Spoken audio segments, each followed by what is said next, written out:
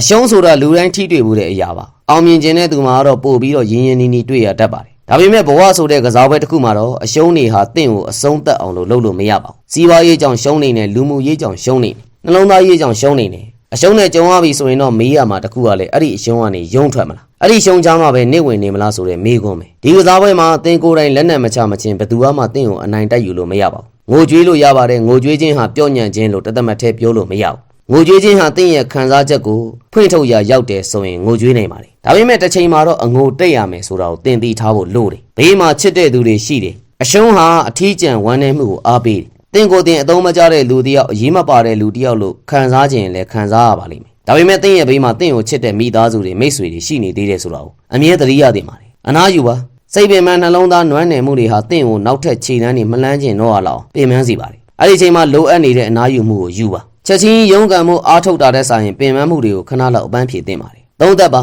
ခံစားမှုတွေကိုရော့ပြေလာတဲ့အခါမှာတော့ရှုံးနေခဲ့ရတဲ့ဖြစ်ပျက်နာကျင်ခဲ့ရတဲ့ဖြစ်ပျက်တွေကိုပြန်ပြီးသုံးသက်ပါကိုယ်ဘာတွေလုပ်ခဲ့လဲဘာတွေလိုအပ်ခဲ့လဲဘာတွေပြုပြင်ဖို့ရောလိုမလဲအရှုံးတွေဟာတင့်ကိုပြော့ညံ့စေတဲ့အရာမဟုတ်ပဲတန်မာစေတဲ့အရာတွေဖြစ်ကြောင်းကိုသက်သေပြဖို့ကြိုးစားပိုကောင်းတဲ့အရာတွေရှိတယ်ဒီနေ့မှာဘာလို့မှရင်မဆိုင်ခြင်းရလောက်အောင်ရှုံးနေပေမဲ့ပိုကောင်းတဲ့အနာဂတ်တွေရှိတယ်ဆိုတဲ့အကြောင်းကိုသင်လက်ခံထားရလိမ့်မယ်အမောင်လေးရတွေထဲမှာပဲဘဝကိုနေမောမခံလိုက်ပါနဲ့အရှုံးဆိုတာသင်ခံစားဘူးသလိုပဲထိတွေ့ဖို့ကောင်းတဲ့အရာတွေထဲမှာမပါဘူးဒါတွေကခဏပါဝမ်းနည်းမှုကိုအားငယ်မှုတွေနာကျင်မှုတွေဒီခံစားချက်တွေအောက်မှာထပ်ပြီးတော့ဒူးမထောက်လိုက်ပါနဲ့ဒီရှုံးတွေကခဏတာပါသင်ရဲ့ဘဝအဆုံးသတ်မဟုတ်ပါဘူး